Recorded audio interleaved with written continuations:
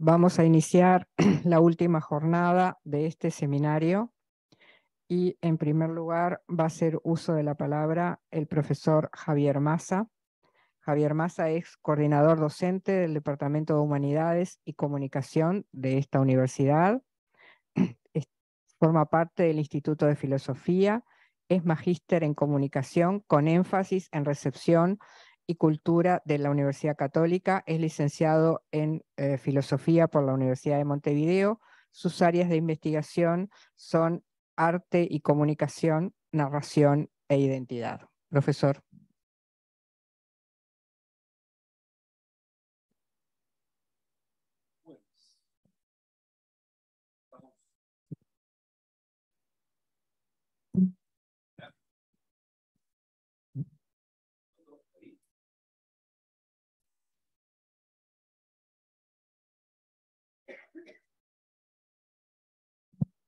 Hola.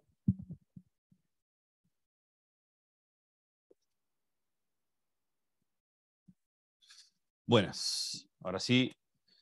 Bueno, buenas noches a todos. Muchas gracias por estar acá. Muchas gracias a la gente que está conectada. Para mí un gusto. Y en primer lugar quiero agradecer a la Fundación Konrad Adenauer, al Departamento de Derecho de la Universidad Católica, Martín y Alicia por la invitación. Para mí un gusto. Y siempre es interesante como tender puentes interdisciplinarios. Así que hoy me va a tocar hablar un poco desde mi disciplina, que es la filosofía, particularmente desde la filosofía de la tecnología, para pensar un poco en esto que tiene que ver con las redes, las demandas ciudadanas, las decisiones judiciales y sobre todo el cambiante ecosistema de redes y lo que eso implica para el sistema judicial y para las decisiones que tienen que ver con la justicia. Estaba buscando hace unos días cómo empezar a conversar sobre este tema, que me resulta bastante complejo de explicar. Y de casualidad volví a leer un cuento de Borges que se llama La búsqueda de Averroes. Es un cuento que Borges publica en la revista Sur en 1947, que después se vuelve a publicar en la antología de cuentos que se titula El Aleph. Es un cuento bien interesante, sobre todo para quienes practicamos la filosofía, porque justamente lleva a Averroes en el título. Averroes es uno de los principales filósofos del mundo árabe, es quizás uno de los intérpretes más importantes de Aristóteles, probablemente sea el responsable de que conservemos en Occidente gran parte de las obras de Aristóteles. Y este cuento es una historia de que Borges cuenta que Averroes está escribiendo, está pensando acerca de algunas cuestiones teológicas, que es de un libro que tiene que escribir, pero que en realidad hay algo que lo tiene mal, hay algo que lo tiene preocupado, y es que está tratando de leer la poética de Aristóteles, y en la poética de Aristóteles hay dos términos que él no entiende, que son tragedia y comedia. Y si uno está leyendo la poética de Aristóteles y no entiende qué quiere decir tragedia y qué quiere decir comedia, no entiende nada, porque básicamente de eso va la poética de Aristóteles. Y ahí estaba Averroes rompiéndose la cabeza, tratando de, bueno, ¿qué querrá decir este hombre con esto? Tratando de entablar ese diálogo con un tipo que vivió hace casi 1000 años antes que él, y en ese momento lo distrae algo, un ruido por la ventana, dice Borges, lo distrae, y Averroes se molesta y mira por la ventana, y lo que ve del otro lado es un grupo de niños que están jugando a hacer una representación de un rito religioso. Un niño juega a ser el imán y otro juega a ser parte de la congregación y demás, y juegan a que están rezando y que uno lo reprime al otro. Y Averroes se molesta con los niños y se va y dice, qué molestia esto, y se va a un concilio que tiene con unos colegas filósofos para discutir cuestiones de teología. Lo interesante del cuento de Borges es que es un cuento de una persona que no puede ver. La experiencia de Averroes en el cuento es la experiencia de una persona que no puede ver eso que tan desesperadamente está buscando. Averroes crece en el Islam, en un mundo sin representación teatral, y por eso no sabe lo que es la tragedia y no sabe lo que es la comedia, y cuando la ve frente a sus propios ojos, no la ve, porque no la entiende.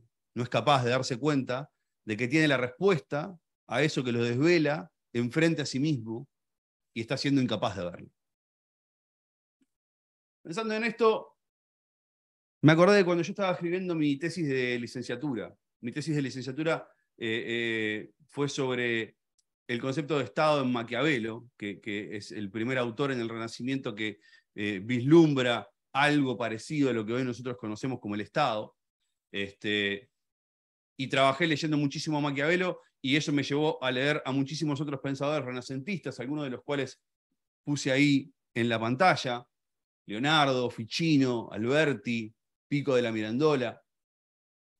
Y mientras leía a todos estos autores, yo decía, qué momento para estar vivo, qué momento para vivir ahí, en el Renacimiento, en Italia, en Florencia, en ese momento donde la cultura está efervesciendo, donde está naciendo un nuevo mundo, donde todo está por pasar, donde todo lo nuevo está por suceder, ¿no?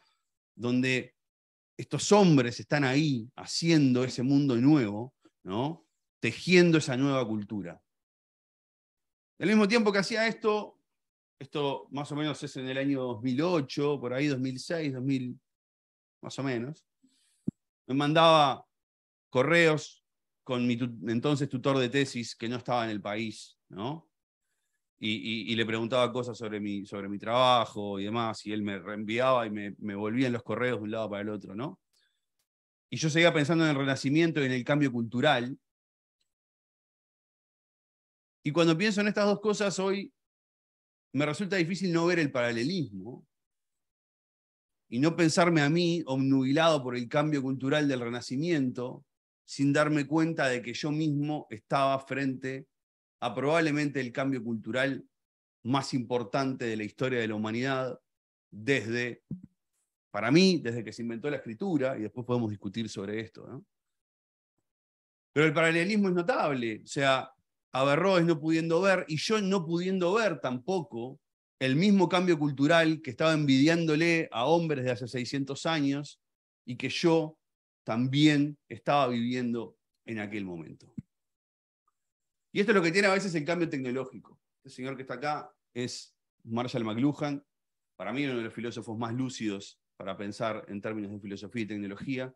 Y una de las cosas que dice Marshall McLuhan es: solamente somos capaces de evaluar el cambio tecnológico desde el espejo retrovisor, dice él, cuando el cambio tecnológico ya pasó, cuando ya formamos parte de ese otro ambiente, estamos viendo el viejo ambiente por el espejo retrovisor, lo estamos viendo desde atrás. Y personalmente hoy lo que quería hacer era traerles una idea de McLuhan para poder pensar esta cuestión del cambio tecnológico, para poder empezar a ver quizás otras cosas en el cambio tecnológico y en términos del cambio tecnológico, obviamente, en el sistema judicial, y poder quizás por lo menos salir un poquito, empezar a ver un poquito distinto, ajustar un poco el foco, volviendo a la analogía de Averroes, y decir, vamos a tratar de ver un poquito más claro. Y para mí un paso bien importante para ver un poquito más claro qué es lo que pasa con el cambio tecnológico es salir de la dicotomía apocalíptico integrado, tecnofílico, tecnofóbico. La tecnología es mala, la tecnología es buena. La tecnología es muchísimas cosas. Y después de eso nosotros juzgamos si la tecnología es mala o es buena. Pero antes de entender si la tecnología es mala o es buena, antes de apresurarse, de saltar al juicio de valor, hay que entender que la tecnología tiene efectos multilaterales por donde uno la mire. Y McLuhan ofrece una matriz de análisis que a mí me parece bastante interesante para pensar el cambio tecnológico. Él dice, por lo menos podemos pensar en 4 tipos de cambios que la tecnología y la innovación tecnológica inserta en la cultura. Y él dice, cambios que se refieren a la intensificación, algo que la tecnología aumenta; cambios que se refieren a la recuperación, algo que la tecnología trae del pasado, que lo teníamos olvidado; algo que la tecnología transforma en obsoleto, algo que hacíamos que ahora ya no lo hacemos más, ¿sí? Y cosas que la tecnología invierte, cosas que la tecnología se da vuelta y se transforma en algo completamente contrario a aquello para lo cual fue pensada. Esto resulta complejo de entender, Y por eso la idea hoy es aplicarlo a un par de ejemplos para poder hablar de los efectos judiciales de esto. Mi primer ejemplo es Twitter. Ese que está ahí es Noah Glass. Ese señor es uno de los fundadores de Twitter. Es uno de los tipos que estaba ahí en el 2006, cuando a Jack Dorsey se le ocurrió la idea de Twitter y se la contó. Tomando un par de cervezas en un boliche en Silicon Valley, le contó esta idea. Y Noah Glass le dijo, eso va a ser fantástico, esto va a cambiar el mundo, le dijo. Y le dijo esto: Twitter ayudará a conectar a la gente con aquellas personas que no tienen cerca. Dice, no pasa por compartir qué estás comiendo, pasa por vincular a las personas para lograr que se sientan menos solas. Eso dijo Noah Glass en 2006. En 2019, Jack Dorsey fue a declarar al Congreso de los Estados Unidos, como tantos otros CEOs de las que hoy denominamos Big Tech, ¿no? Y en su declaración dijo esto: Twitter ha creado burbujas y cámaras de eco. De eso no me siento nada orgulloso. Definitivamente hemos ayudado a dividir a las personas, definitivamente hemos creado aislamiento. Estos son los dos de los efectos que estábamos hablando. Intensificar. Eso es lo que ve Noah Glass cuando mira Twitter, cuando piensa Twitter. Dice, Twitter va a aumentar las conexiones con las personas. Y 13 años después, Jack Dorsey dice, Twitter aisló a las personas. La pregunta es, ¿cómo pasamos de un lado al otro? ¿Cómo Twitter se da vuelta? ¿No? Una de las primeras cosas interesantes a tener en cuenta en esto de entender el cambio tecnológico es que Twitter no se dio vuelta y quedó dado vuelta. Twitter se está dando vuelta todo el tiempo, porque el cambio tecnológico no opera en un solo vector. Twitter es las dos cosas y es las dos cosas al mismo tiempo. Twitter conecta y aísla. Y por eso es que es este bicho nuevo que no terminamos de entender cómo funciona, porque todavía no lo podemos ver con claridad. No podemos entender cómo algo puede tener una contradicción tan fuerte en sí misma y performarla constantemente. Para hablar de decisiones judiciales y para hablar de derecho y redes, hoy yo quería traer el caso del anonimato y del anonimato en redes como un ejemplo de esta doble cara que tiene la red de intensificar y de revertirse constantemente. Esta máscara es la máscara de Anonymous, como ustedes quizás ya la conocen, y es un movimiento que solamente es posible gracias a la red. Solamente es posible gracias a ese ofrecimiento que tiene la red, que permite que usuarios anónimos puedan operar activamente y de buena manera en la red. Algo que antes en el espacio público era imposible. En nuestro viejo espacio público, sin redes, el anonimato no era imposible, era casi imposible, perdón, y cuando era posible no era tolerado. Sobre todo en términos de libertad de expresión en el espacio público. Nuestros sistemas jurídicos, nuestros sistemas políticos están hechos para que cuando la gente habla en público, se identifica. Se para en la plaza, muestra su rostro. Hannah Arendt dice, salimos al espacio público a mostrarnos, a exhibirnos, y ahí es donde terminamos de ser ciudadanos, ¿no? Esto hace que, por ejemplo, en términos de libertad de expresión y responsabilidad, libertad y responsabilidad vayan de la mano. Nuestros sistemas jurídicos, nuestros sistemas políticos entienden que quien habla libremente se hace responsable inherentemente, implícitamente por sus palabras en el momento que habla. La red cambia eso. La red hace que eso ya no sea así.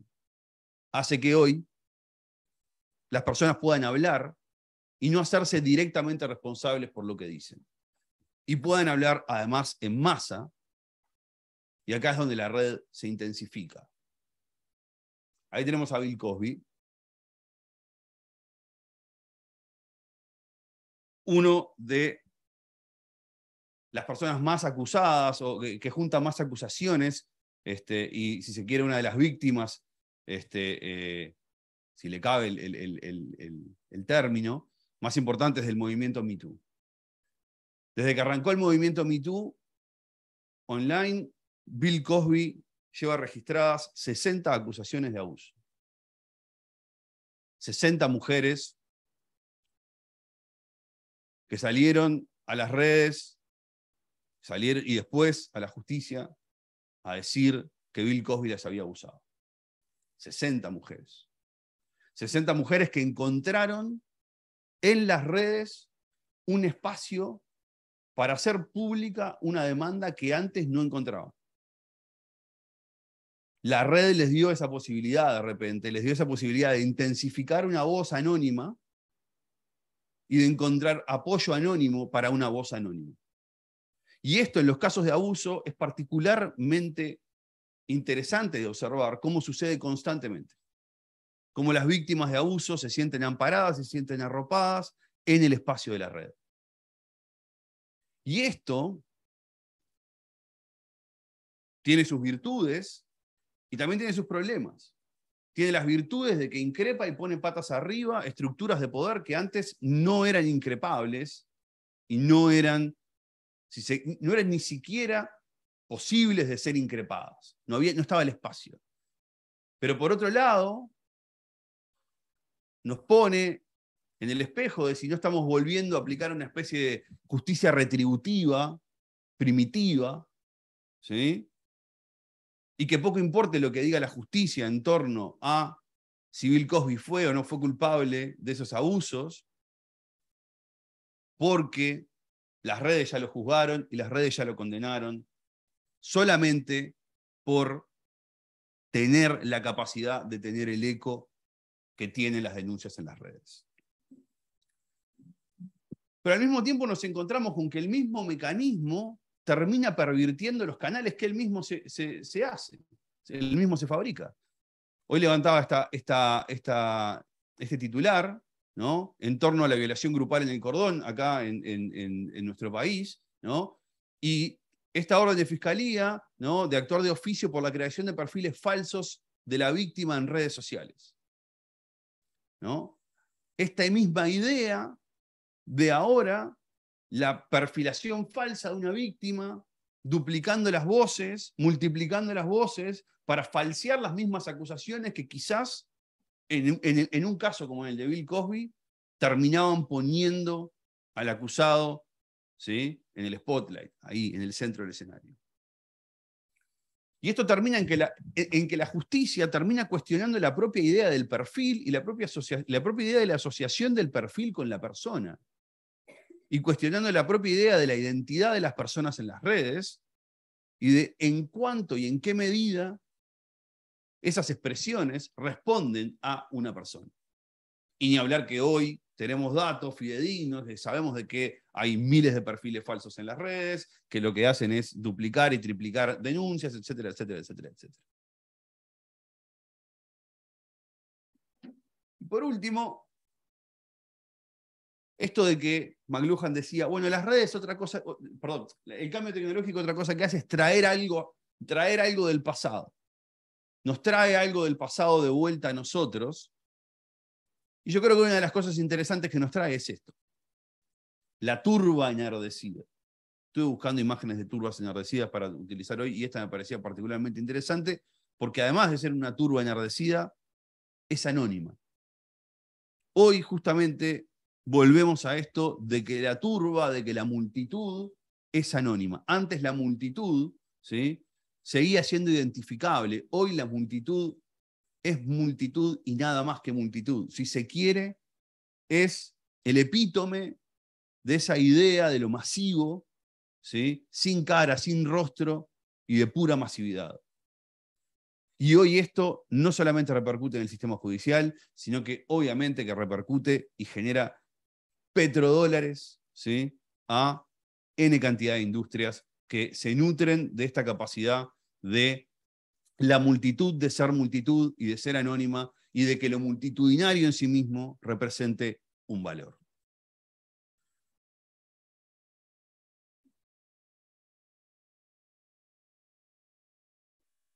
Cuando pensaba en esto, pensaba cómo terminar esta conferencia hoy. Volví sobre el cuento de Borges, volví sobre el final del cuento de Borges, cuando Averroes vuelve a su casa. Averroes va, conversa con sus amigos sobre cuestiones de teología, de filosofía, se pelean, tienen unas discusiones bien interesantes para un filósofo en el mundo medieval, en el mundo árabe medieval. Y vuelve a su casa y vuelve a preocuparse por la idea de tragedia y de comedia. Y por algo que le comentó un amigo, que no tiene nada que ver con los niños que estaban jugando afuera de su ventana, termina escribiendo un par de definiciones en un cuaderno. Y las escribe, y en el momento en que las escribe, Borges dice, se queda con un gusto amargo, se queda con un gusto a poco, piensa haber escrito algo que tiene sentido, pero bien en el fondo sabe que no terminó de dar con el clavo. Va a pasar la hoja, pero solo por pasar la hoja y para hacer que eso, para intentar que eso deje de molestarle. Borges termina el cuento con esta frase. Dice, quise, en primera persona, el narrador se hace presente, el autor se hace presente, dice, este cuento es el proceso de una derrota.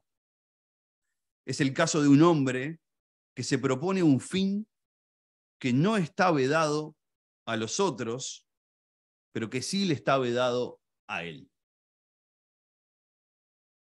Esta idea de que Averroes no puede resolver esta cuestión. Y yo creo que, de alguna manera, a nosotros hoy, en el 2022, en gran parte nos toca asumir que quizás estamos un poco en los zapatos de Averroes y de que no nos toca terminar de entender el nuevo ecosistema de las redes y el nuevo ecosistema digital. Que quizás terminar de verlo, terminar de entenderlo está vedado para nosotros, pero que quizás no esté vedado para otros.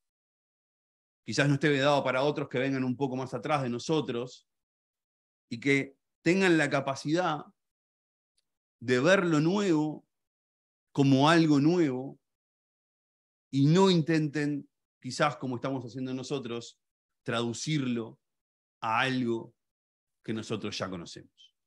Porque lo nuevo es nuevo y en ese ser nuevo quizás no pueda asimilarse a nada de lo que ya tenemos. Muchas gracias.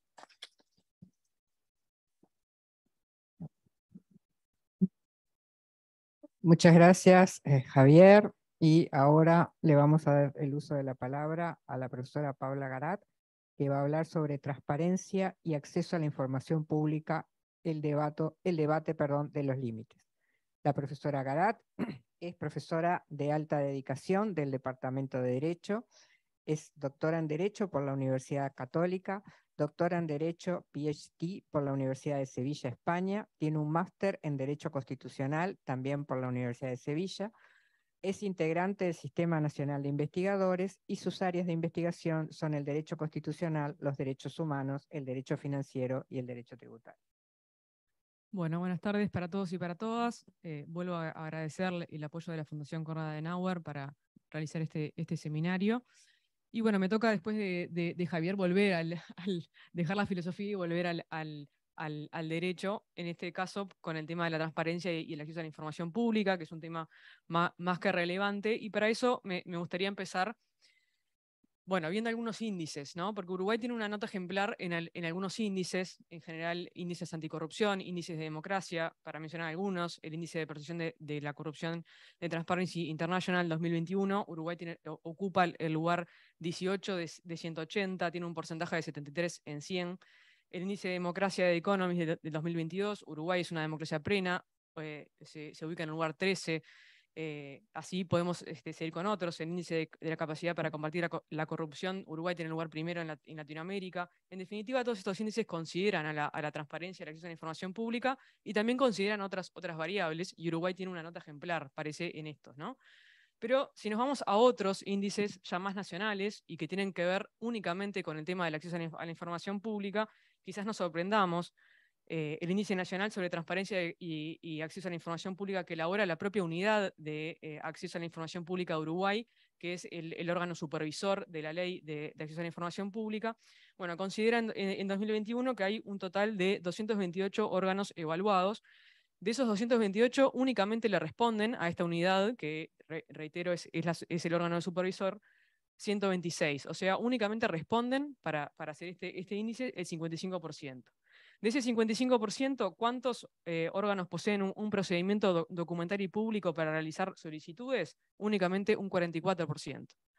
Esto se corresponde con otro índice, por ejemplo, el de transparencia activa que elabora CAINFO y la UCU en los años 2020-2021. De los 226 organismos considerados, el cumplimiento es un aproximado del 36%.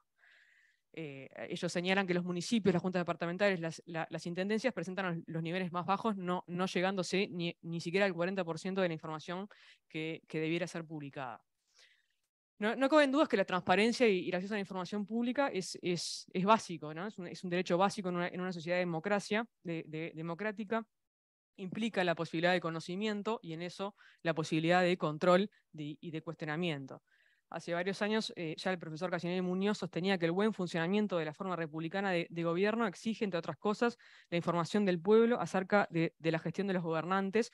La opinión pública debe tener las vías de acceso a la gestión del gobierno para que el control popular sobre los gobernantes sea una realidad efectiva.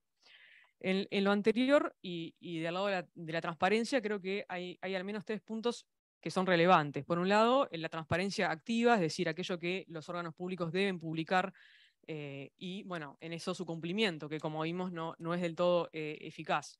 En segundo lugar, la fiabilidad y la confiabilidad de los datos, ¿no? En Uruguay estamos acostumbrados a que los datos sean confiables, pero no necesariamente tiene que ser así y no necesariamente en otros países es así. Y tercero, la transparencia pasiva, es decir, particularmente cómo las autoridades públicas responden a las solicitudes concretas de acceso a esa información y cuáles son los límites para eso. Por eso en esta exposición voy a realizar una mención general sobre qué es el derecho de acceso a la información pública, particularmente considerando algunos estándares de la Corte Interamericana y concentrándome en definitiva en qué obligaciones tienen los estados y tienen los órganos estatales en estos casos. Sobre todo luego me voy a concentrar en cuáles son los límites, ¿no? Cuáles son las excepciones y cómo son aplicadas en algunos casos por los tribunales uruguayos. Para eso me voy a concentrar en dos supuestos que son casos de la práctica y además creo que tienen relevancia, y en ellos podremos ver bueno, cómo se aplican estos parámetros en esos supuestos. Voy a terminar finalmente con 3 conclusiones en este tema. Cuando nos referimos al tema de la transparencia, tenemos que mencionar el artículo 19 de la Declaración Universal de los Derechos Humanos, que prevé el derecho de investigar y recibir informaciones y opiniones. También está previsto en el Pacto Internacional de Derechos Civiles y Políticos, en el artículo 13 de la Convención Americana sobre Derechos Humanos, que, bueno, cuando aborda el derecho de libertad de pensamiento y de expresión, también incluye la libertad de buscar, recibir y difundir informaciones e ideas de toda índole. O sea, no se trata únicamente de pensar, expresar y comunicar, sino, bueno, quizás, y en esto cuando lo vemos en la cosa pública, un paso previo, ¿no? Poder acceder, poder recibir y poder valorar esa información, sobre todo la información pública. En lo anterior y de nuevo creo que estamos ante un derecho esencial en una democracia, y de nada servirían en este punto los mecanismos de democracia directa, los mecanismos de control, si no se puede acceder a la información para valorar justamente y conformar esa opinión pública. En el ámbito regional, la Carta Democrática Interamericana incluye a la transparencia de las actividades gubernamentales como un componente fundamental de la democracia. Y también podemos agregar otros instrumentos, ¿no? La Declaración de Principios sobre Libertad de Expresión, los principios sobre el derecho de acceso a la información pública. No voy a andar en ellos, pero sí en este último me interesa así lo que puntualiza, en el sentido de que los órganos públicos deben difundir información sobre sus funciones y actividades, incluyendo su política, oportunidades de consultas, actividades que afectan al público, presupuestos, subsidios, beneficios y contratos, de forma rutinaria y proactiva, aún en ausencia de una petición específica, y de manera que asegure que la información sea accesible y comprensible. Se trata en definitiva de poder acceder a la información del Estado, a la información que además tiene un interés público, y en eso, bueno, señalo como central también lo que hace al presupuesto y a la cosa pública. creo que en el ordenamiento jurídico, en el ordenamiento constitucional uruguayo, formaría parte del bloque de derechos, y también señalo que en años anteriores, en el mismo trabajo citado del profesor Casinelli, lo vinculaba con el artículo 72 de la Constitución en cuanto derivado de la forma republicana de gobierno. Estándares de la Corte Interamericana sobre este tema, y en eso es central el caso Clau Reyes contra Chile del año 2006. En ese caso el Estado chileno se negaba a brindar información sobre un contrato que celebraba el Estado chileno con empresas extranjeras sobre un proyecto de industrialización forestal. Como el proyecto podía tener efectos ambientales, era de relevancia poder acceder a cierta información que en esos casos el Estado negaba proveer, ¿no? A los efectos de analizar si el Estado cumplía o no en este caso con el artículo 13 de la Convención, la Corte se hizo algunas preguntas y en definitiva creó algo así como un estándar en esta materia. Por un lado, se preguntaba si la información se trataba de información pública y si la información era de interés público. Responde afirmativamente, porque se trataba de un contrato celebrado con el Estado y además sobre una importante inversión extranjera. Toman eso como puntos de partida los principios de publicidad, de transparencia en la gestión y el principio de máxima divulgación. Eso hace que toda la información sea accesible de principio, que las limitaciones sean de excepción, que esas limitaciones deban cumplir con ciertos requisitos, que ahora después vamos a ver cuáles son, y que corresponde al Estado probar que se dan esos requisitos de excepción para justamente cumplirse con este estándar.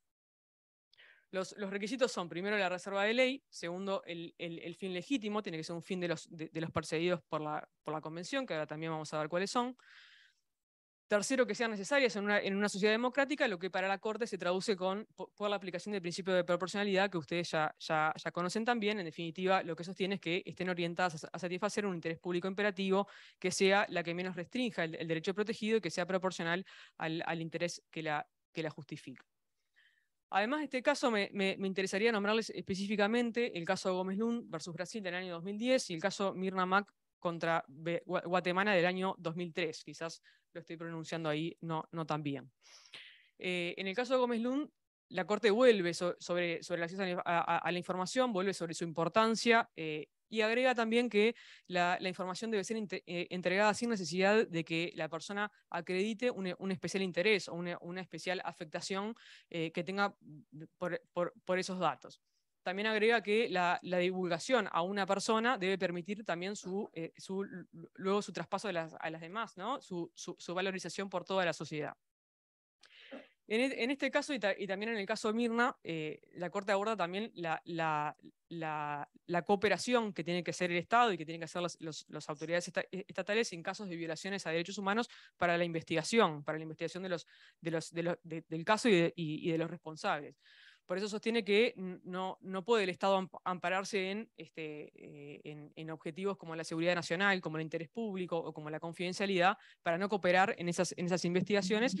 Incluso en el caso de Mirna sostiene que esto constituiría una obstrucción a la justicia.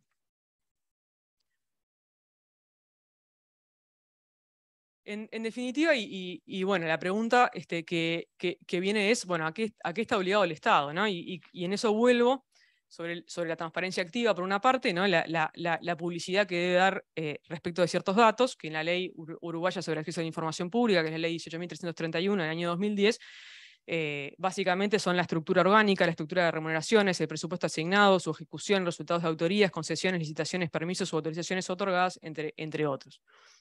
En eso, en lo que quiero verter relevancia es que, más allá de cuáles son los datos, es importante el cómo se da ese acceso, cómo se da publicidad a esos datos, sobre todo en sociedades que tienen algunas particularidades, como el multilingüismo, como bajos niveles de acceso a Internet, como discapacitados, entre otros. Es importante no solamente el qué se pone, el qué se publica, el contenido, sino también el cómo se publica, ¿no? Y en eso la universalización de este derecho. También, bueno, los estados tienen que tener procedimientos administrativos y judiciales para que una persona pueda solicitar ese acceso a la información y que se lo den, o bueno, que amparándose en una de las excepciones se acredite que se está ante una y se pruebe, ¿no? Como dije, la excepción, que sería que tendría que ser una de las habilitadas, tiene que ser probada por el Estado. En eso, bueno, hay casos nacionales en los que no voy a ingresar, pero en los que los tribunales han sido enfáticos en la necesidad de interpretar en forma amplia la información pública, y no solamente se refiere, por ejemplo, a un documento, sino a cualquier dato que esté en cualquier soporte. Y también la propia Suprema Corte de Justicia ha enfatizado en la obligación de las autoridades públicas de llevar registros, justamente para poder dar esta información, y ha indicado que si bien no es necesario que el órgano cree información que no tiene, ¿no? A través de esto, sí tampoco se puede amparar, por ejemplo, en que la información está diseminada en sus distintas secciones o en sus distintas áreas para no otorgarla. Pero creo que la pregunta y el debate, ¿no? Central es cuáles son los límites, ¿no? Cuáles son los casos de excepción, y en eso, bueno, volvemos sobre el artículo 13 de la Convención Americana y sobre los requisitos para estos casos de excepción. Tenían que estar en una ley, tenían que estar basadas en determinados fines, únicamente en esos y no en otros, en el respeto a los derechos o a la reputación de los demás, en la protección de la seguridad nacional, en el orden público, en la salud o en la moral pública. Se debe cumplir con el principio de proporcionalidad, con la idoneidad, con la necesidad, con la ponderación, en definitiva. Y si volvemos a Claudio Reyes, la Corte puntualiza la restricción debe ser proporcional al interés que la justifica y debe ser conducente para alcanzar el logro de ese legítimo objetivo, interfiriendo en la menor medida posible en el efectivo ejercicio del derecho. La ley uruguaya prevé como excepciones los casos de información secreta, así calificada por la ley, información reservada e información confidencial. No voy a ingresar en qué es cada uno de estos, pero sí darles algún ejemplo. Es reservada la información que compromete la seguridad pública o la defensa nacional, que pueda menoscabar la conducción de negociaciones o relaciones internacionales, que pueda dañar la estabilidad financiera, económica o monetaria del país, que pueda poner en riesgo la vida, la dignidad humana, la seguridad o la salud de cualquier persona. Así otras, la lista sigue. Es información confidencial, los datos personales que requieren un previo consentimiento informado, algunos datos de personas físicas o jurídicas relativas a su patrimonio, a su carácter económico, y específicamente me interesa quedarme con esta última excepción, es información confidencial la que esté amparada por una cláusula de confidencialidad en un contrato. Que sobre eso voy a volver ahora, sobre algunos casos. Si nos propusiéramos analizar si estas excepciones previstas en la ley uruguaya son compatibles con el artículo 13 de la Convención, debiéramos preguntarnos primero si está en una ley, que la respuesta es afirmativa, y luego cuestionarnos si cumple con esa finalidad, con perseguir esos objetivos que taxativamente están previstos por el propio artículo 13, el respeto a los derechos y la reputación de los demás, la protección de la seguridad nacional, el orden público, la salud, la moral pública. Obviamente no los voy a aburrir con el examen de cada uno de ellos, pero sí decir que por más amplios que parezcan estos conceptos, o por más conceptos jurídicos indeterminados, deberíamos determinarlos a través de la interpretación, y justamente analizar si en cada caso se cumple con eso. Pero más interesante todavía me parece el entrar a analizar algunos casos prácticos. Y para eso me voy a centrar en dos casos que son de jurisprudencia uruguaya, y hay uno que creo que es más interesante todavía. Primero, el caso de los gastos publicitarios de Antel. Antel es un servicio descentralizado, o sea, es una entidad pública y estatal que fue analizado por algunas sentencias del Tribunal de lo Contencioso Administrativo en los años 2013 y 2015. ¿Cuánto gasta Antel en pautas publicitarias? Primero, ¿es información pública? Segundo, ¿importa para el anterior si está en un régimen de competencia o en un régimen de monopolio? ¿Son aplicables algunas de las excepciones que vimos antes? Una primera sentencia del TCA del año 2013 entiende que se trata efectivamente de información pública, justamente es un gasto relevante realizado por una entidad estatal, y considera que Antel no demostró en el caso que estuviera ante una excepción. Pero hace una salvedad en cuanto a la publicidad oficial que se relaciona a servicios que están en régimen de competencia. Y dice que en esos casos rige en los contratos una cláusula de confidencialidad y que esos casos además podrían llegar a afectar la competencia, porque los competidores podrían saber su estrategia publicitaria. En la segunda sentencia del año 2015, el tribunal cambia su posición, pone énfasis en el acceso a la información pública, indica que el hecho de que Antel preste su servicio en competencia con otros de por sí no implica que su información tenga el carácter de confidencial o de reservado, sino que propone realizar una ponderación aplicable al caso. Y pondera, por una parte, el interés de las personas de acceder a esa información pública, y por otro lado no encuentra un fin jurídicamente relevante como para justificar la excepción. Indica que no entiende que se pueda ver afectada la competencia si se publica esa información. Ya vemos en este primer caso un tema de, como dije y como remarqué antes, confidencialidad en los contratos, que se ve, creo que mucho más aún y con mayor relevancia quizás también de los extranjeros, en la confidencialidad de los contratos con los laboratorios, en los que los estados firmaron con los laboratorios para adquirir las vacunas anti-COVID. La jurisprudencia uruguaya rechazó enfáticamente el acceso a la información pública sobre estos contratos. El juzgado letrado en lo contencioso administrativo de tercer turno, en sentencia 21 del 2021, aplica tal cual los parámetros que vimos de la Corte Interamericana. Indica, bueno, por un lado la importancia sí, del acceso a la información pública, pero lo pondera del otro lado el riesgo a la vida, a la salud, que podría significar el dar publicidad a estos contratos, porque podría poner en riesgo la ejecución, ¿no? Se estaría incumpliendo con esa cláusula de confidencialidad. Si se pone en riesgo la ejecución del contrato, se pone en riesgo la provisión de vacunas, con lo cual se pone en riesgo la vida y la salud de la población. El Tribunal de Apelaciones en lo civil de quinto turno también confirmó esta postura, esta sentencia, y agrega, bueno, un argumento de texto, ¿no? En la ley prevé específicamente la excepción que cuando hay una cláusula de confidencialidad en un contrato, estamos ante información confidencial, con lo cual se está ante no se da ese acceso a la información. En tema similar, la postura de la Suprema Corte de Justicia de la Nación de México también fue la que vimos, con algún otro enfoque, porque lo enfoca desde el tema de la seguridad nacional. También pone el argumento del riesgo en la vida y la salud de la población que podría significar la publicidad de los datos.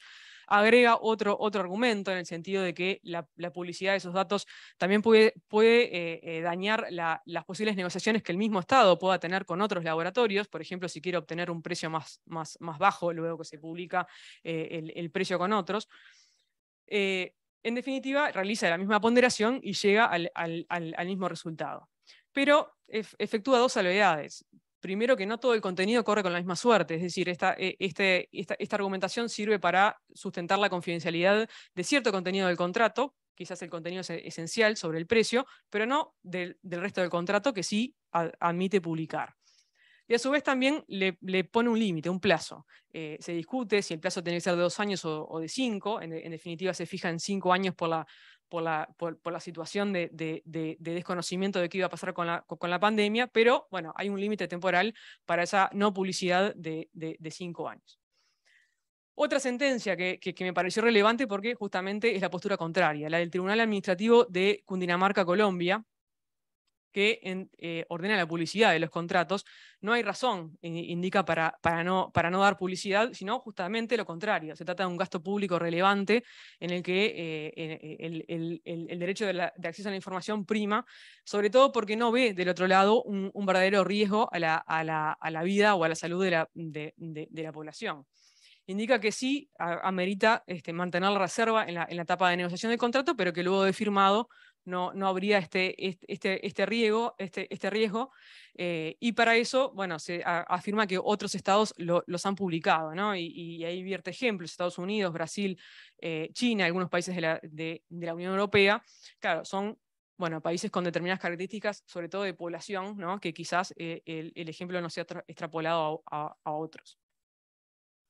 Con esto y con estos ejemplos, arribo al menos a 3 conclusiones. Primero, volver sobre la importancia del acceso a la información pública, sobre la importancia y su rol en una democracia.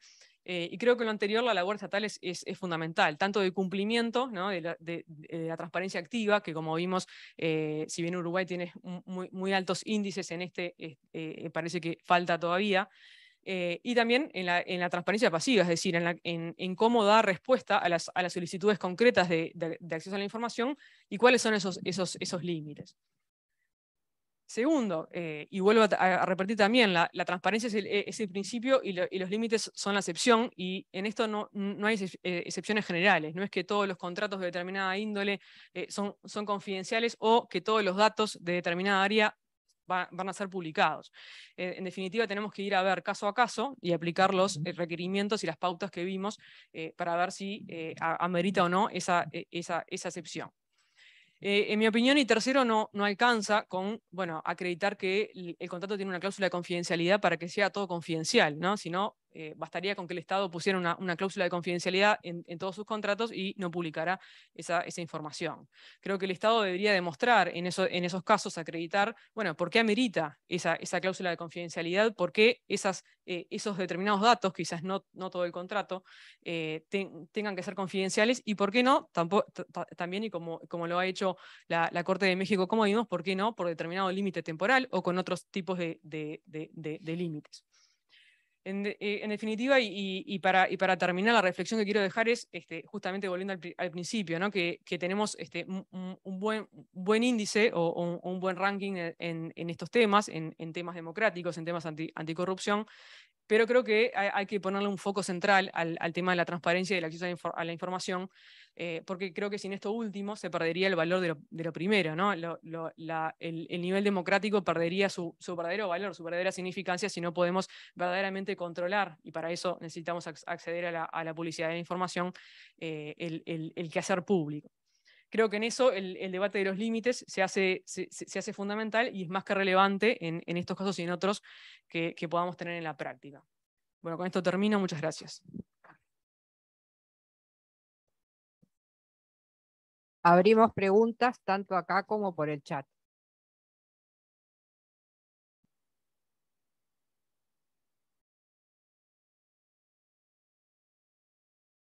Yo tengo una, pero ya que estoy con el micrófono. Bueno, en primer lugar, buenas noches a todos y a todas. A ambos profesores, excelentes las ponencias. Y en realidad va para los dos el planteo, la pregunta. Parto de lo que decía el profesor Massa, hablando de estas, de lo que es la Big Data y las nuevas tecnologías, ¿no? Teníamos claro, tú lo mencionabas, de que estamos en este proceso de transición, estamos en el medio de la ola, y es difícil saber cómo terminará, lo vamos a ver con el espejo retrovisor, pero el problema es qué hacemos en el medio. O sea, ahora, ¿no? Porque vamos a ver el efecto, pero una vez que se haya producido. Entonces, ¿cómo actuamos? ¿Cómo piensan ustedes? ¿Cómo deberíamos proceder como sociedades? Lo encaro desde un nivel global, frente a estas nuevas tecnologías, el Big Data, que puede tener una expansión y una implicancia mucho más grande que un Estado mismo. O sea, que han recopilado datos de nuestros perfiles como personas, como individuos, de todos nosotros, que podrían recrearnos a nosotros mismos 3 o 4 veces más y quintuplicar la población mundial si pudiesen generar seres humanos, o sea, en este momento, con nuestros mismos perfiles, y hacerle alteraciones, incluso alguna pequeña alteración para que tenga un matiz que no sean exactamente iguales a nosotros. Entonces, enfocándolo desde el lado del... Y también estoy pensando, claro, también desde Trump haciendo manifestaciones en Twitter y censurándole, cerrándole la cuenta de Twitter, o sea, desde los dos lados, las dos caras de la moneda, ¿no? Los estados atacando estas redes sociales o estas entidades, estas entelequias digitales que son hasta más poderosas que los mismos estados o que tienen más implicancia que tal vez algún estado, y al mismo tiempo, bueno, ¿cómo articulamos esto con la coexistencia misma, ¿no? Ese es el planteo, el que quiera.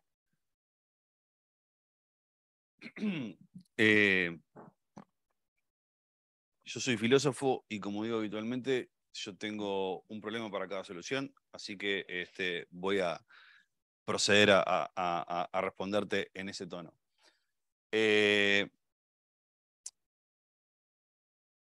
A mí hay un dato que me resulta bien interesante cuando pienso en el cambio tecnológico.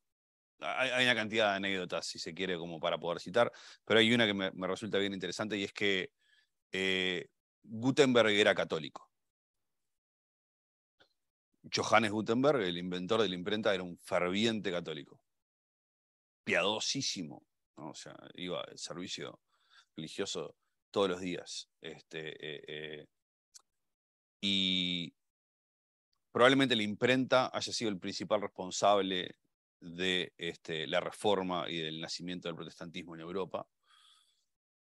Y cada vez que pienso en eso, pienso en Gutenberg y digo, si este hombre supiera, ¿no? O sea, si Gutenberg hubiera vivido para enterarse, pobre, ¿no?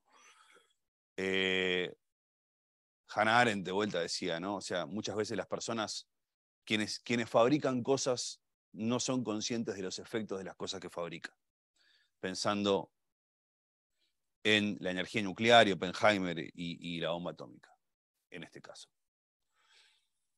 Efectivamente, creo que hay mucho de cierto en tu diagnóstico, sobre todo en el diagnóstico de que hoy las Big Tech probablemente tengan en los hechos y potencialmente mucho más poder que muchos estados, ¿no? O sea, hace unos años, este número quizás es viejo, ¿no? Pero el número de, si Facebook fuera un país, sería el cuarto país en población del mundo, más o menos, ¿no? Y todo el problema que esto significa y todo el dilema que esto nos plantea, ¿no? En ese sentido, yo siempre recomiendo para este debate, para empezar a despuntar este debate, el libro de Timothy Garton Ash, Libertad de Palabra, 10 principios para un mundo conectados. 10 principios para un mundo conectado, perdón. Que además tiene un correlato tiene un sitio web que sigue pelo a pelo el libro, que se llama freespeechdebate.com, que trata como de analizar la complejidad del panorama y trata de dar algunas soluciones. Timothy Garton Ash es un liberal clásico de pura cepa, así que esa es la mirada que tiene el libro y que tiene el sitio. Pero yendo a tu pregunta y a cómo transitar este proceso de cambio, yo creo que también se nos genera un problema en el mundo contemporáneo, porque a diferencia del cambio que generó la imprenta en Europa, que tardó... bueno, que yo hablaba, particularmente la reforma, tardó aproximadamente unos 80 años en ocurrir, más o menos, ¿no? Y siguiendo también a McLuhan, la imprenta es también en parte responsable de la independencia de determinados países de Europa, ¿no? Del proceso de unificación de determinados países de Europa, que llevó 400 años. Twitter, Facebook, y otras plataformas fueron capaces de influir en los resultados de las elecciones en menos de 15 años. Y eso es producto de una característica del cambio tecnológico contemporáneo, que es la aceleración. Y el dilema que trae la aceleración, nos damos cuenta pensando en el concepto mismo de aceleración. Cuando uno acelera, lo que le pasa es que no es capaz de ver con claridad el terreno por el cual viene acelerando, literalmente, ¿no? O sea, solamente, y en esto es física nomás, o sea, cuando llegamos a una velocidad crucero es que podemos ver con claridad las cosas que tenemos a nuestro alrededor. Y yo creo que es una muy buena analogía para pensar esto en términos del cambio tecnológico, y volviendo a una de las cuestiones que yo traía en la ponencia, que era la incapacidad de ver con claridad. Y tenemos, yo creo que, empezar a amigarnos un poco con que esa incapacidad de ver con claridad, lejos de llegar a un punto en donde vamos a ver con claridad, es una condición que se va a mantener constante. Porque si hay algo que han dado muestra las compañías tecnológicas en el mundo contemporáneo, es de que esta bola de nieve no está cerca de parar en ningún momento. Creo que hoy me avisó YouTube que se estaba lanzando el iPhone 14, ¿no? En 2007 Steve Jobs lanzó el iPhone 1, y en 2023 se está lanzando el iPhone 14, y esto no va a parar, ¿no? Yo creo que ahí hay un dilema. ¿Cómo poder ver, cómo poder hacer foco en un mundo que no para de acelerar, ¿no? Y que no para de cambiar? Sobre todo cuando nosotros tenemos instituciones que se cimientan sobre el paso del tiempo, si se quiere, macerado. Sobre todo, claro, sobre todo la justicia, particularmente la justicia.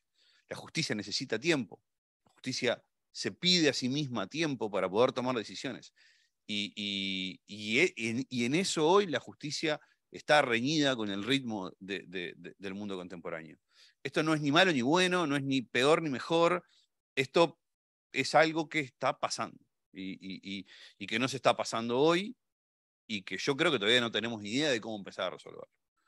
Pero empezar a asumir que tenemos ese dilema, creo que es una parte importante de ver si podemos encontrar la solución.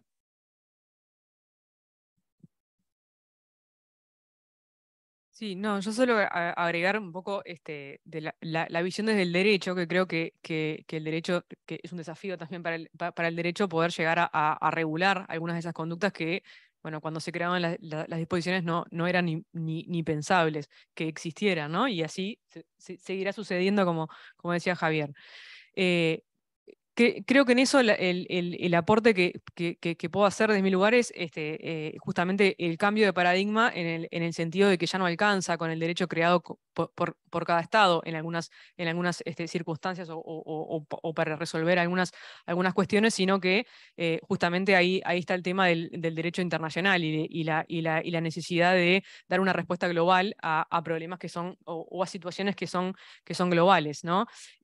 Más allá de la universalización y en eso lo común de los derechos fundamentales entre los estados, creo que también hay en otras situaciones, también en el derecho penal o en el castigo o en la regulación a ciertas nuevas realidades, también sería necesario esa unión, ¿no? y esa coordinación común que quizás en algunos lugares está más arraigada y en otros menos, pero creo que va a ser, no va a ser posible hacia un futuro ya regular o ya hacer frente ante estas nuevas realidades si no es en forma común, ¿no? Porque ya exceden a las fronteras de un Estado.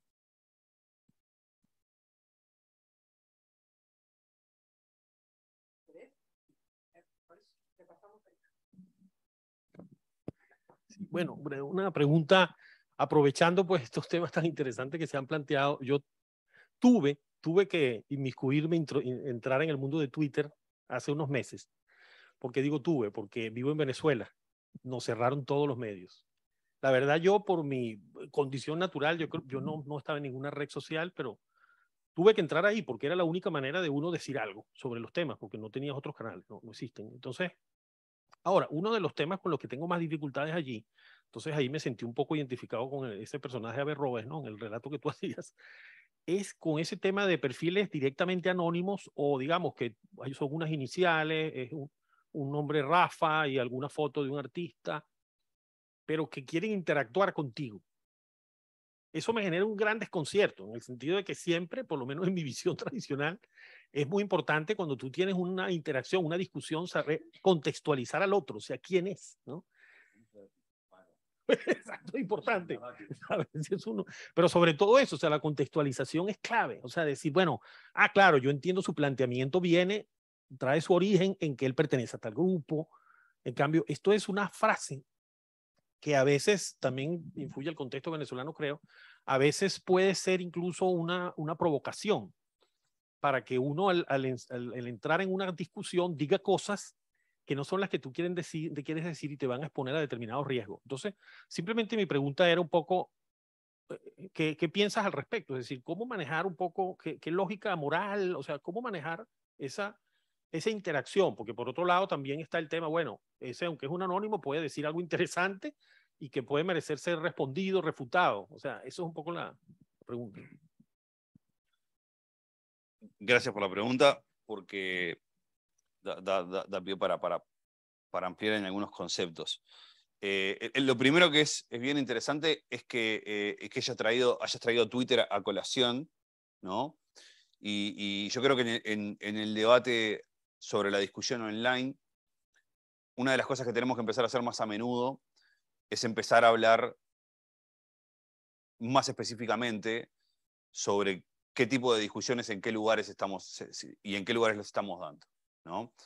Tenemos que empezar a dejar de lado la idea de que es Internet. Internet no es nada, o sea, y es todo al mismo tiempo. O sea, Internet no es un lugar en sí mismo, sino que hoy Internet ya es un lugar de lugares, ¿no? Y en ese lugar de lugares hay lugares más específicos, como por ejemplo Twitter, ¿no? Y uno podría decir algo así como, para hacer una analogía medianamente abarcable, uno podría decir, bueno, supongamos que Internet es como una especie, es una ciudad, es Montevideo, ¿no? Y las redes, por ejemplo, podrían ser como boliches, bares de Montevideo, ¿no? Pero hay una diversidad de actividades que se pueden desarrollar en distintos bares de Montevideo, así como una diversidad de actividades que se desarrollan en distintas redes, y esas redes, con esos códigos que no están escritos en ningún lado y que salen del uso, son como esas etiquetas de comportamiento contextual que a veces nosotros tenemos que empezar a aprender cómo funcionan, ¿no? Entonces, si uno trata de decir cosas en Twitter como las diría en TikTok, por ejemplo, va a quedar bastante en ridículo, ¿no? Y viceversa, ¿no? O sea, porque hoy las redes van, digamos, justamente buscando una forma propia de hacer discurso, porque eso es lo que además les genera un diferencial en el mercado, que es el mercado discursivo de redes en el cual tienen que salir a competir. ¿Qué ofrece este boliche que no ofrece el otro boliche? ¿No? Y Twitter lo que ofrece es discusión desbocada, fuera de contexto, enardecida, y casi que a grito pelado. Si volvemos a la analogía de los boliches, probablemente sea el boliche más ruidoso y con más enojo de toda la red, ¿no? Y lo interesante de eso es que eso a Twitter le genera muchas cosas, entre ellas dinero, ¿no? Y a los usuarios que están ahí generando esa discusión, ese ruido, ese tumultuoso y ensordecedor, eso también les genera notoriedad dentro de la red, que a su vez también eventualmente les puede generar dinero a ellos y a la plataforma.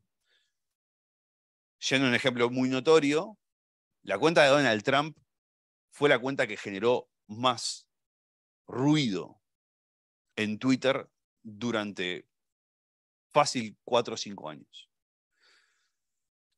Y yo no tengo los números, y obviamente no los voy a tener porque no es información pública y Twitter no los va a largar nunca, ¿tá? Pero Jack Dorsey, el CEO de Twitter, tiene que haber llorado lágrimas de sangre en el momento en que le dio de baja la cuenta de Donald Trump, porque sabía que le estaba dando de baja a petrodólares que entraban por la puerta de Twitter. Y esa fue una decisión que tomó Twitter unilateralmente, porque es una corporación privada, porque no le tiene que rendir cuentas a nadie, y la tomó quizás por presión pública y quizás porque Trump notoriamente dejaba de ser el presidente de los Estados Unidos. Pero Trump estaba haciendo lo que había que hacer, lo que había que hacer en Twitter, lo que hay que hacer en Twitter, el modo en el que la gente conversa en Twitter. Entonces, para responder a tu pregunta, yo creo que hoy una dosis importante pasa por decir, bueno, yo voy a ir a este boliche, que es Twitter. Y en este boliche se grita y se grita fuerte, y se insulta fuerte. ¿Yo quiero estar acá o no quiero estar acá? ¿O es uno de esos boliches de los cuales yo voy a pasar por la puerta y voy a decir, no, yo ahí no entro? Yo prefiero irme a este otro boliche donde se toma café y la gente discute, ¿no? De buena manera y cara a cara, ¿no? Hay indicios para pensar de que en esta pluralidad de lugares, la red cada vez abre más lugares distintos para darle cabida a distintos tipos de personas y a distintos tipos de conversaciones, ¿no? Y que esto no va a ser otra cosa. O sea, el ejemplo de TikTok hoy es clave, ¿no? O sea, es claro en esto, ¿no? O sea, hoy hay una discusión importante que pasa por TikTok y hoy hay gerentes de campaña de políticos desesperados por entender TikTok y cómo funciona para poder meterse ahí y captar votos, ¿no? O sea, y lo que trata de entender es, bueno, ¿cómo se conversa acá? ¿Cuál es el lenguaje acá? ¿No? Entonces, para responder específicamente a tu pregunta, mi recomendación es, quizás no le contestes a Carpincho Furioso 47, ¿no? Y si no querés tener ese tipo de discusiones, y sí contestale si querés entrar en ese bullicio indistinguible de opiniones que Twitter te va a dar, una plétora de opciones para poder divertirte con ese bullicio de opiniones. Creo que... Y eso es quizás el equivalente del contexto de habla en las redes, ¿no? El entender cuáles son las lógicas de las plataformas. Por favor. Bueno, quiero felicitarlos a los dos. Me parecieron interesantes y motivadoras las dos conferencias. Nosotros en el grupo de estudio de Justicia Constitucional y Derechos Humanos, y es que se llama así porque le cambio el nombre habitualmente, el último estudio comparado que hicimos fue justamente sobre tecnología. Somos todos abogados, especialistas en Derecho Constitucional y en Derechos Humanos, pero ese fue el tema. Y cada uno tenía margen para moverse de acuerdo a lo que importa en un país e incluso a las propias preferencias internacionales. Y yo estuve durante mucho tiempo y quedé muy enganchado y seguí analizando la influencia de las plataformas en la formación de la opinión pública y del discurso político especialmente.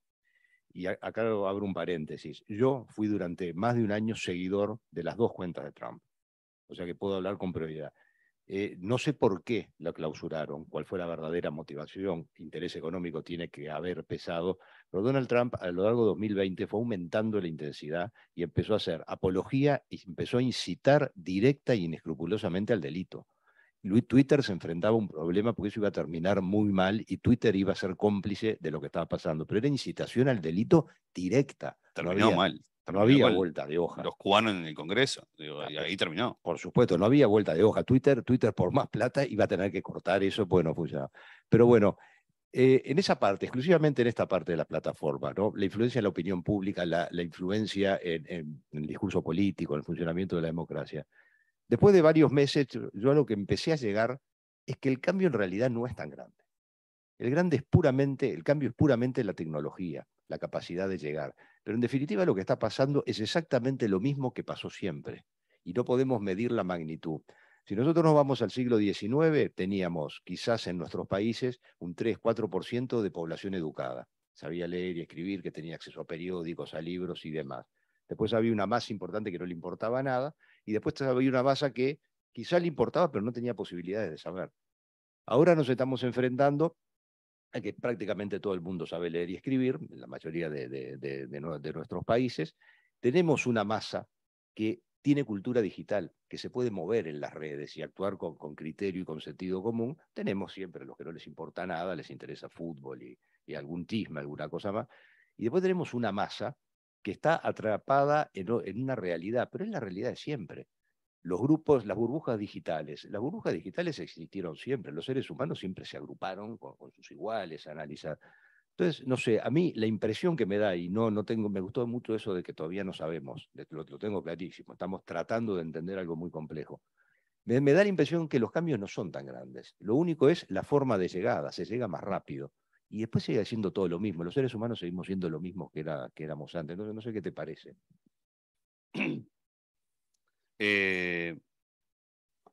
Ni. A ver, Pero vamos por la parte del sí.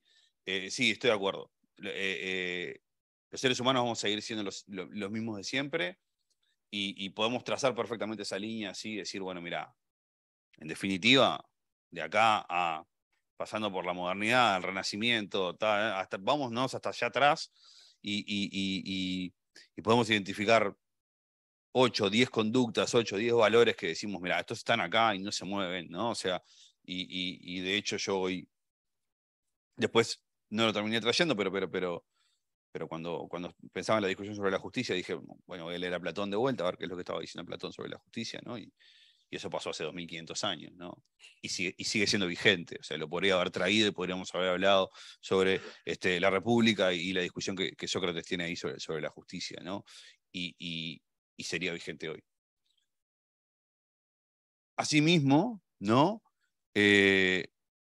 Quizás a veces esto de que como cambia el modo en el que cambian las formas hace que todo sea lo mismo, pero al mismo tiempo todo sea distinto, ¿no?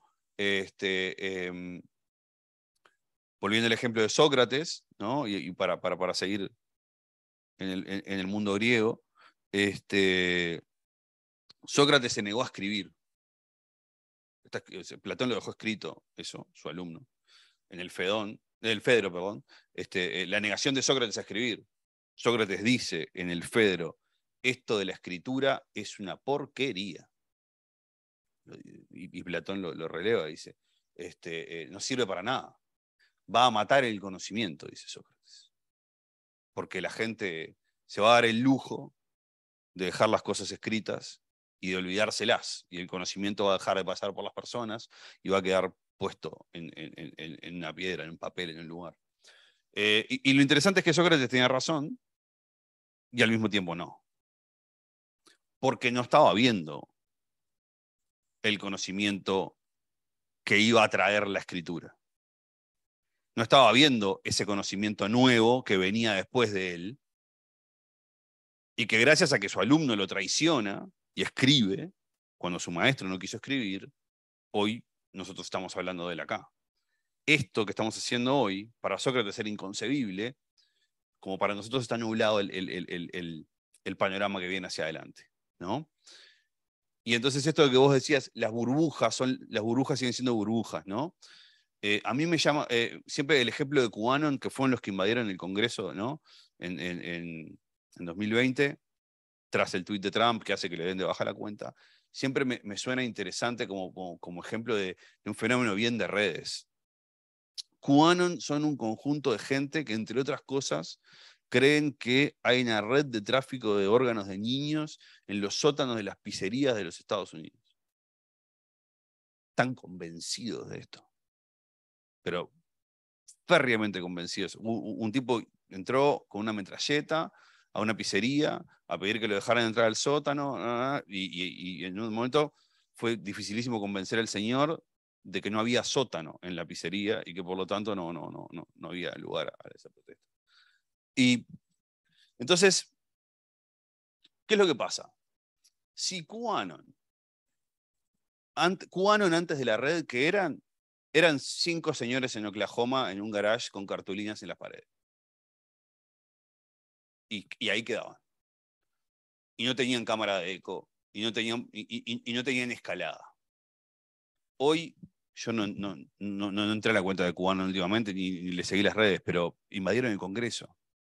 Y tienen miles de seguidores y tienen convenciones anuales, y ese crecimiento fue exponencial casi que en 2 años, ¿no?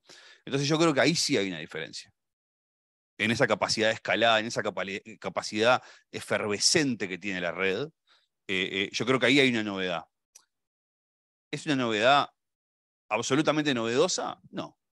Hemos visto fenómenos efervescentes y probablemente podamos aprender de eso, cómo lidiar con estos nuevos fenómenos efervescentes. Pero en algún punto sí tenemos, yo creo, que asumir que hay algo de nuevo en esto. Quizás no sea todo nuevo, pero quizás sí tengamos que decir, bueno, acá hay algo de nuevo.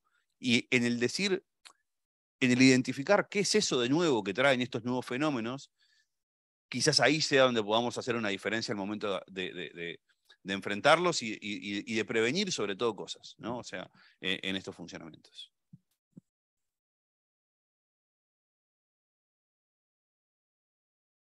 Quería preguntarle a la profesora Paula Grat si, por ejemplo, la seguridad nacional podía ser un límite a la transparencia.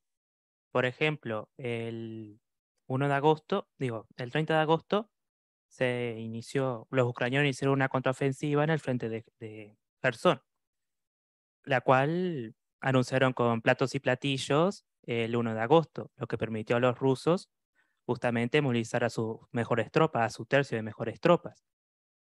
Pero hoy nos enteramos que hace 2 días iniciaron una contraofensiva sorpresa en el frente de Kharkov, aprovechando que solo quedaban los reclutas, que por los documentos de los fallecidos y por los capturados nació en el 2003, es decir, son muchachos de mi generación, y también quedaba la policía militarizada, y que en estos 2 días, en el que no sabíamos nada de esa nueva contraofensiva, se han avanzado 30 kilómetros. Dice que se avanza 30 kilómetros, para el viernes ya habrían encerrado a las tropas rusas en la ciudad de Isio.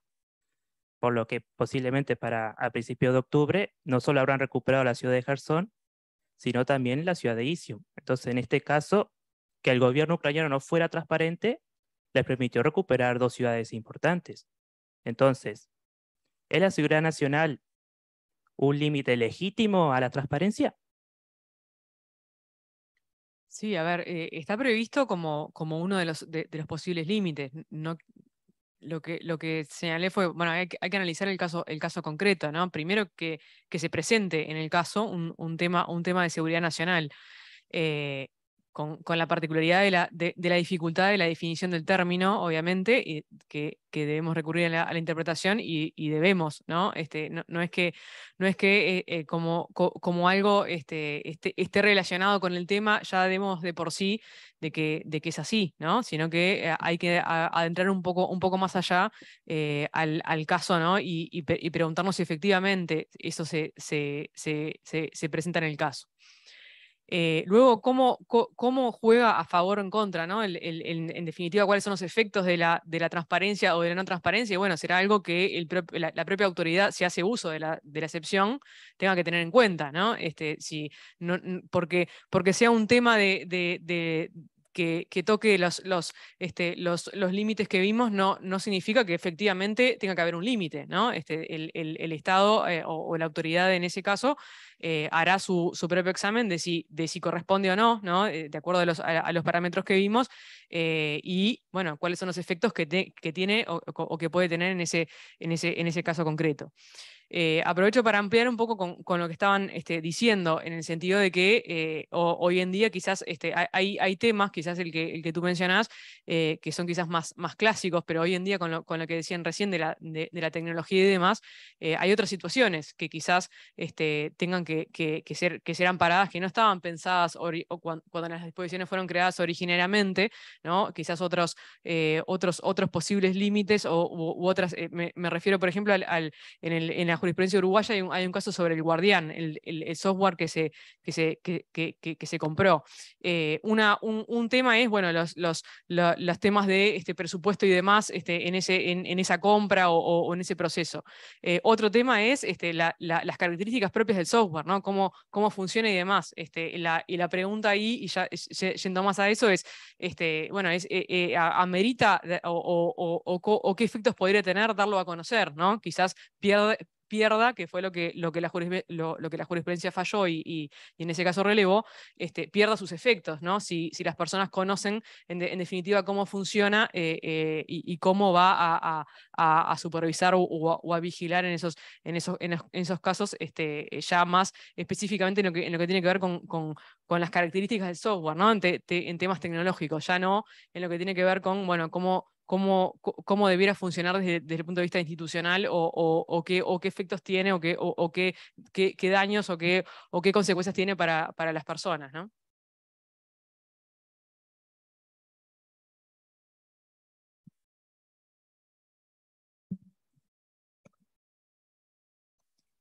Mi pregunta tenía que ver un poco con filosofía y un poco con derecho también, respecto a una clase que tuvimos en un core y se hizo referencia al efecto de la posverdad dentro de de la actualidad, y justamente se marcó en una serie, en una película de Netflix, más bien, no serie, referente a Nada es privado, que era el nombre. Y bueno, se hacía alusión a Trump y a la elección que había sido manipulada por Cambridge Analytica y Facebook, y al Brexit en Inglaterra. Nosotros lo manejamos desde la posibilidad de que la posverdad actuara en sentido de que de alguna manera se manipuló y se trató de engañar a los ciudadanos que estaban indecisos en la votación en ambos casos. Mi pregunta es, la tecnología, ¿hasta dónde se deberían de marcar los parámetros para que no entre en terreno que ya sea engaño, que sea manipulación, en un tema que en realidad tenemos tanta información hoy en día que ya no sabemos qué es información y qué es sobreinformación, y qué entender como cierto o como verdadero o como mentira, pero que tiene apariencia de verdad? Y es como muy difícil en ese todo saber discernir con certeza qué es lo que realmente debemos considerar como conocimiento, como algo válido, certero, siendo que en realidad es como un mar, no sé, lleno de cosas que no somos capaces de entender y de situar bien y de conceptualizar dentro de la actualidad, ¿no?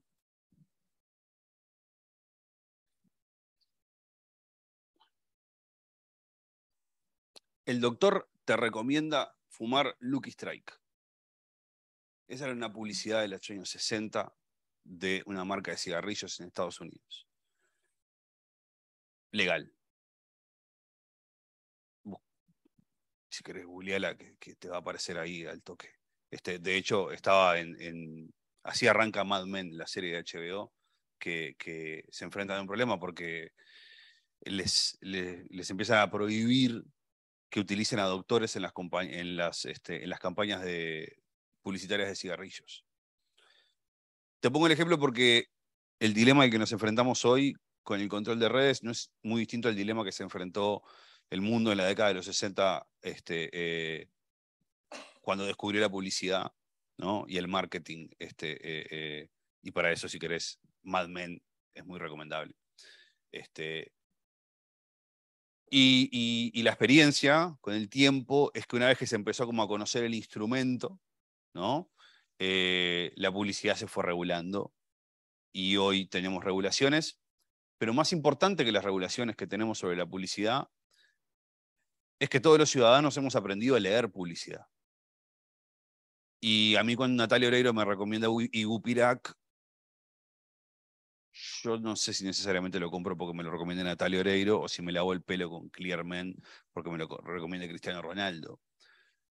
Y eso no pasa porque hay una legislación que opere sobre la publicidad. Eso pasa por criterio de lectura que los propios ciudadanos hemos incorporado y hemos aprendido, ¿no? De ver publicidad y de entender publicidad. Y para esto, lo que tiene que pasar es que tenemos que ver una cantidad de publicidad, tenemos que entender qué es lo que hace la publicidad y qué es lo que no hace, ¿no? Y en esto, quizás entender de que cuando vemos estos efectos, estos primeros efectos, si se quiere, que identificamos como claramente nocivos, ¿no? Enseguida sobreviene como el impulso paternalista de decir, bueno, que salga el Estado a regular, que salga el Estado a decir, que salga el Estado a... Y en realidad el problema ahí es que quizás el Estado no sabe todavía qué va a salir a decir, ¿no? Y cómo va a salir a regular. Porque ninguno de nosotros sabemos, porque no conocemos las herramientas. Entonces, ahí hay un dilema claro. Y yo creo que la otra pregunta interesante es volviendo a la intervención de Martín de hoy, ¿qué es lo que no sabemos efectivamente de cómo funciona? Vos que traías el caso de Cambridge Analytica del Brexit y la publicidad electoral. O sea, ¿es novedad que los políticos quieran salir a convencer indecisos? ¿Es novedad que las campañas políticas en un determinado momento empiezan a tener un claro sesgo hacia convencer a los indecisos? No, no es ninguna novedad. De hecho, es el debate típico de final de campaña, ¿no? O sea, ¿qué campaña no termina con esto de, bueno, los que van a terminar definiendo la campaña son los indecisos, ¿no? O sea, claro, lo novedoso es que Cambridge Analytica encontró una manera de identificar a cada uno de los indecisos y mandarle publicidad a cada uno de esos indecisos específicamente. Lo novedoso es el microtargeting. ¿Y qué es lo que está pasando con el microtargeting? ¿Y cómo estamos legislando hoy en torno al microtargeting? ¿Y qué va a seguir pasando con el mundo del microtargeting? Bueno, ahí yo creo que hay un lugar en donde empezar a prestar especial atención. Pero el problema es que cuando vos querés empezar a prestar especial atención en ese mundo, te enfrentás a que hay una cantidad de gente que no quiere que se meta nadie con el mundo del microtargeting, ¿sí? Especialmente las corporaciones y especialmente, obviamente, las empresas publicitarias y las empresas que se benefician de publicidad microtargeteada, ¿no? Mercado Libre, para empezar a charlar, digo, pero muchísimas otras, ¿no? Entonces, no me cabe duda de que esta discusión sobre el microtargeting y qué es lo que vamos a hacer y cómo lo vamos a legislar es una de las discusiones que se viene con una virulencia importante. Y ahí de vuelta vuelvo a lo que decía Paula. ¿Cómo hacemos que esto efectivamente pueda ser efectivo cuando tenemos el problema de que Internet se saltea jurisprudencias del modo que quiere, como quiere, y cuando quiere? Las plataformas se saltean jurisprudencias. De vuelta, para no hablar de Internet en genérico. ¿Puedo agregar algo? Valentina, la referencia que hizo a Cambridge Analytica, hay muchos informes muy recientes que están de vuelta del tema de Cambridge Analytica en cuanto a los efectos que tuvo. Se ha empezado a analizar mejor el tema, por ejemplo, en el Brexit. El Brexit estuvo mal el Partido Conservador, estuvo mal el primer ministro en el momento que convocó el referéndum. Estaban convencidos que ganaban y empezaron a hacer propaganda poco menos que 15 días antes del Brexit. Estaban absolutamente engañados de la situación. En Estados Unidos, en el 2016, el Partido Demócrata hizo la peor campaña electoral de su historia. Desatendió los estados que ganaba tradicionalmente para ir a disputar los otros. Terminó perdiendo en algunos estados propios y perdió la elección. Entonces ahora está como de moda echarle la culpa a Cambridge. No sabemos, se sigue sin saber cuál fue la incidencia de Cambridge Analytica en los resultados. Y ahora está de moda, ahora todo le echamos la culpa a las redes. Bolsonaro le está echando la culpa a las redes de que le va mal con Lula en las próximas elecciones. Ya hemos escuchado que los chilenos dicen que perdieron el plebiscito por las redes. Pero ¿por qué no miramos un poco la realidad? Hicieron un mal proyecto de reforma constitucional. Hicieron un proyecto a medida de una mayoría coyuntural. ¿Por qué no asumimos la realidad? Porque ahora es bárbaro, me saco la responsabilidad, la culpa la tienen las plataformas. Cuidado, como antes, la culpa en general las tienen las personas. Y hacen las cosas mal y después le echan la culpa a otros. Es muy humano.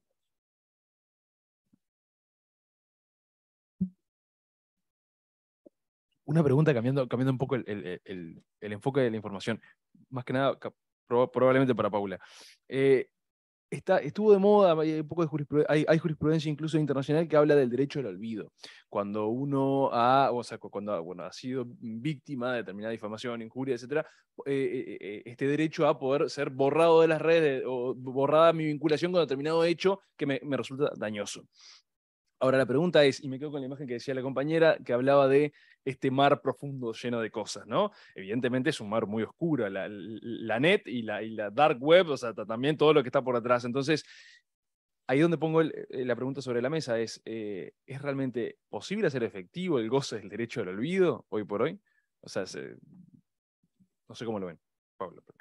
Sí, ahí, bueno, un poco creo que la novedad, más allá obviamente del derecho al olvido, es y en ese campo fue la condena a los buscadores o a los indexadores de datos, que justamente son los que importan más, quizás, ¿no? Cuando uno pone el nombre de una persona o de una empresa o de cualquiera, importan los resultados, los primeros resultados, quizás de las primeras páginas. Quizás sea difícil, ¿no? Una vez que la información entra, ¿no? en el mundo digital o en el mundo de Internet, quizás sea difícil luego extraerla completamente, pero creo que apunta más allá a eso, que quizás tecnológicamente no sé si sea posible, apunta más bien a que la información no esté tan disponible, ¿no? Que cuando uno pone el nombre, por lo menos en los casos de la jurisprudencia del Tribunal de Justicia de la Unión Europea, aparecía, eran todos con Google, ¿no? O principalmente con Google en el sentido de, bueno, cuando pone el nombre, en los primeros resultados que aparece es esa información, que quizás es esa información que se manejó o sin el consentimiento adecuado, o bueno, que ha quedado desactualizada, o que tiene algún tipo de problema, en esos casos que además incumplía con las directivas de la Unión Europea. Te recomiendo mirar ahí o leer el artículo de Rolling Stone en el que está basada la serie Pam y Tommy, que salió ahora en Star, que es la serie que cuenta la historia el video de Pamela Anderson y Tommy Lee, que es el primer video íntimo filtrado en la web, ¿no? Y es una serie bien interesante en relación a cómo entender esto de el olvido, la red y las cosas que siguen circulando en la red. Porque de hecho, justamente lo que muestra la serie es que antes de que el video saliera a la red, Pamela Anderson, para proteger su carrera, tenía todavía gente trabajando para poder aguantar el escándalo, ¿no? Y que el video en VHS que circulaba en ese momento dejara de circular. Y en el momento en que lo suben a la web, sus abogados le dicen: marchaste, ya está. No hay manera de contenerlo. Y de hecho, interesante el dato, después de que se estrenó la serie ahora en el 2023, las reproducciones del video que siguen en la web se dispararon a la N, ¿no? O sea que ese video sigue. Y lo interesante, y perdón, te voy a spoilear la serie, pero para contestarte la pregunta, es que la solución que terminan encontrando legal para ese tema es: Pamela Anderson y Tommy Lee venden los derechos. Se los venden por X cantidad de plata a un señor que es dueño de una plataforma que se los quiere comprar, y les dan los derechos de imagen de su video íntimo, ¿no? Porque en ese sentido ahora sí era un delito compartirlo si no tenía los derechos. Entonces, a cada persona que lo compartía sin los derechos, este señor, que era el dueño de los derechos, iba y le metía un juicio, ¿no? Y no lo podían emitir. Se termina solucionando por una cuestión de derechos de autor, ¿no? Pero lo cierto es que Pamela Anderson nunca pudo borrar ese video de su carrera, y hoy en día sigue ahí. En esto, a veces la intención, la jurisprudencia, se choca con la realidad y con la estructura de la red, que hace que determinadas soluciones que antes eran posibles, hoy sean imposibles.